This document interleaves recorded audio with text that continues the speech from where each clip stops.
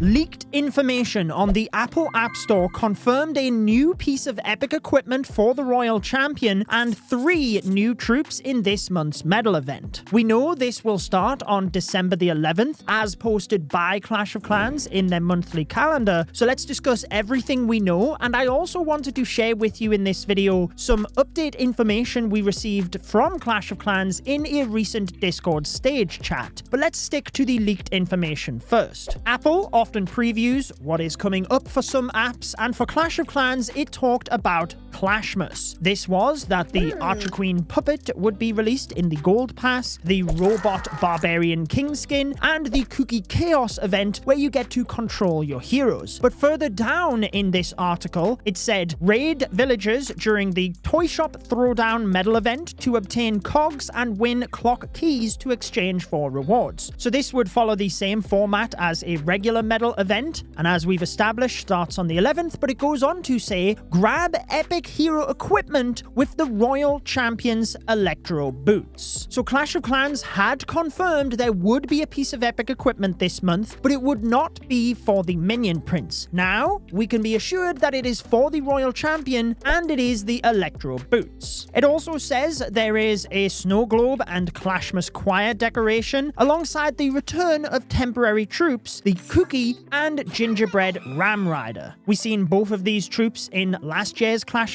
event, but it also says, then unleash a little holiday magic with the Frosty Ice Wizard and Present Raining Santa Surprise spell. Both of these we have had in the past as well, so from this information we know we will be getting at least 3 troops and 1 spell. Before I discuss the new update information we received, we do have a video sponsor for this one, so let's have a quick word from them. Thank you to Warcraft Rumble for sponsoring today's video. Warcraft Rumble is the first Warcraft game designed specifically for mobile from the ground up, but it is coming to PC beta on December the 10th through the Battle.net launcher. Warcraft Rumble is an action-packed strategy game that allows you to assemble armies of over 80 heroes, villains, and monsters from your favorite characters in the Warcraft universe. There's almost always an event going on in Warcraft Rumble that allows players to power up their armies and unlock new content. This is done by completing challenges where you earn tickets to spend on rewards. In addition to new minis being added regularly, 3 powerful leaders were just announced. These are split between 2 families and introduce lots of new synergies to the game. Again, Warcraft Rumble is coming to PC on December the 10th via the Battle.net launcher, so check out the link in the description to start your epic adventure. Thanks again to Warcraft Rumble for sponsoring today's video. A couple of days ago, the 3 community managers for Clash of Clans, Ferry, Vlad, and Marco, joined a Discord stage with some of the moderators to answer questions from them and the community. Whilst there was a lot of chit-chat to get to know the community managers, there was snippets of update information, which I wanted to share all of the relevant ones with you here. So starting out, back on the topic of epic equipment, it was asked, would there be a way for returning players to gain these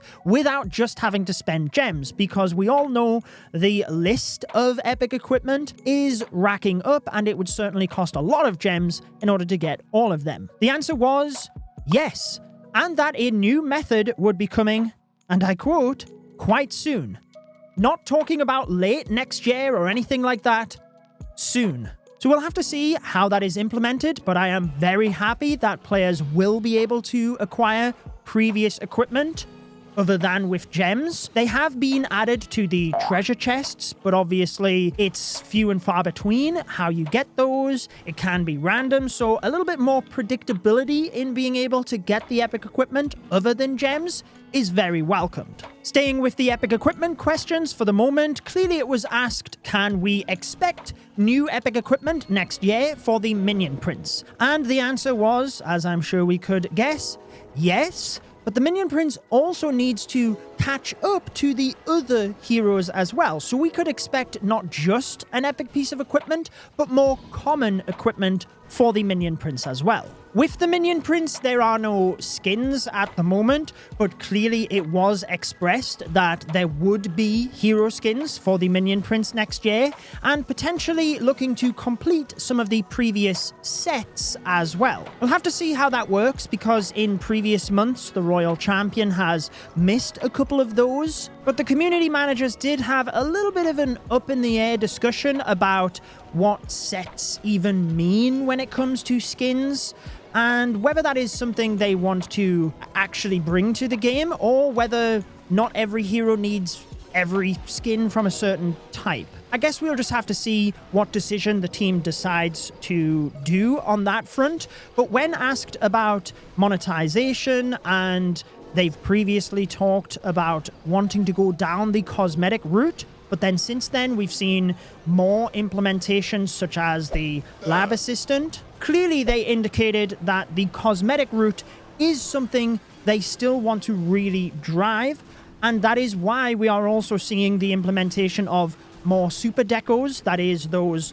3x3 larger decorations that you can also interact with, as well as legendary sceneries. Even though we only have the one at the moment, they did previously state that they'd be looking to bring perhaps 3 or 4 per year, but they wouldn't bring them at a super rapid cadence. There was a couple of other confirmations that we will get to, but I want to focus in on Town Hall 17 because clearly they were asked a few questions when it comes to that. The big one being merging of the Eagle Artillery with the Town Hall, and the removal of the Giga Bomb as well. Now, I'll be honest, they didn't really go into much information as to why that decision was made, and that is something that perhaps I will reach out to the team to try and get an actual response on that, because they just kind of explained what the change was and not the rationale behind it, other than wanting to shake up the meta. And I think they could have done that in a variety of ways. They didn't have to remove the Giga Bomb from the Town Hall at the same time, or there's just a lot that goes into it. But in terms of the Eagle Artillery merging into the Town Hall, they did acknowledge that when trying to make big changes, there is obviously going to be some people that are upset with changes, and they always do monitor the feedback to see what they can do with regards to that. It sounds like we will be getting an Eagle Artillery decoration from merging the Eagle to the Town Hall. There was no absolute clarification on that or when it might be added, but certainly given how upset everyone was with losing the Eagle Artillery, it feels like that is one of the things that we might see moving forward. I hope if we do continue merging defenses to the Town Hall, that when you do merge away a defense, you actually get a statue to commemorate that through the lower town halls. I think it's a nice idea. For the balance of Town Hall 17, I think everyone knows it is too early to say, but clearly they look at all of the numbers, and as people are upgrading and as there's a lot more attacks going in at that level, they'll be able to make a much better assessment as to what the balance is at Town Hall 17. I will say that from my personal experience, Town Hall 17 is harder than what Town Hall 16 was. It does not feel like that at the moment.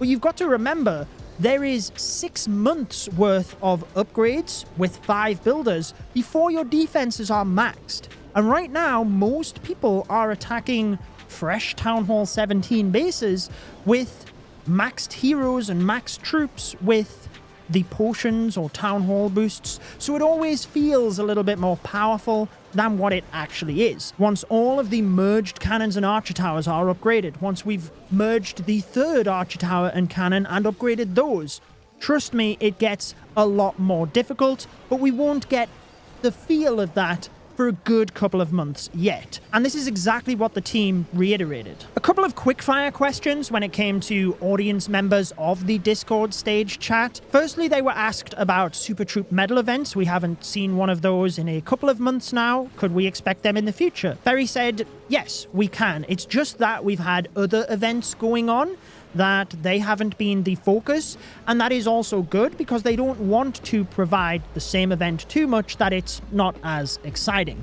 I think that is clearly a good thing, but I do like these Super Troop medal events in the sense that they provide us an event where Clash of Clans can still meet their objectives of the event pass monetization, and it allows us to catch up on ore a little bit more effectively without having new epic equipment added all of the time. I think that they've had a much better cadence of that the back end of this year anyways. Supercell ID integration into Clash of Clans. It is way better integrated into Brawl Stars and Squad Busters. They didn't say exactly what the improvements to this was, but they did say there was improvements coming soon to Clash of Clans when it came to Supercell ID integration, and they would check with the team as to whether that was our player tag becoming our Supercell ID tag so that you could search your friends within Clash of Clans using that. They weren't sure whether that was included, but either way, there are definite improvements coming to the integration very soon. A cancel button to the Clan Capital Forge. I'd never really thought of this, but if you have your builders creating capital gold, there is no way to finish that other than to use gems. So if you need your builder for something else, such as if a new town hall drops, then you are stuck. The community managers were going to take that to the Clash of Clans team, but honestly, I can't see why they wouldn't want to add that. It feels like a very simple quality of life change. They finally added it to Super Troops after a long time of asking, so I'd like to think they add it there as well. But I guess we'll see. The clan chat, we've had it revamped this year, but sometimes the friendly challenges can end up clogging that. So the question was asked, could we actually just remove friendly challenge replays to keep the chat more condensed? They said they would not let us remove things from the chat. However, what sounded like a great solution, it is a solution it sounds like they came up with on the spot, to be honest, but filters for the clan chat. So you could actually select, I do not want to see friendly challenge replays. I do not want to see troop donations. I'm not high enough level to donate them anyway.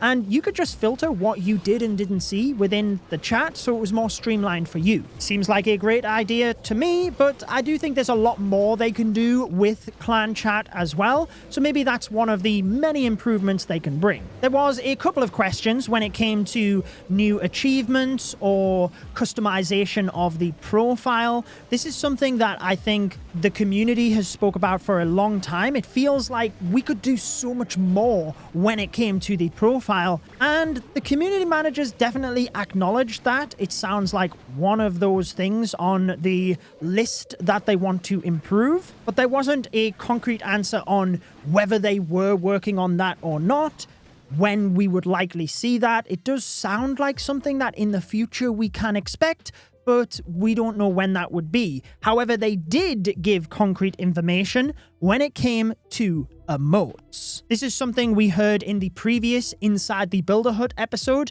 David, the product manager for Clash of Clans, spoke about how emotes is something they are very excited about and could bring a whole new world of customization to Clash of Clans. But we've never really heard about it since. It was confirmed that they are working on emotes, so it is something we can expect in the future. They clearly didn't commit to an exact date, but they just said that when they do release this, they want to assure that it is well flushed out and that it is released in its best form.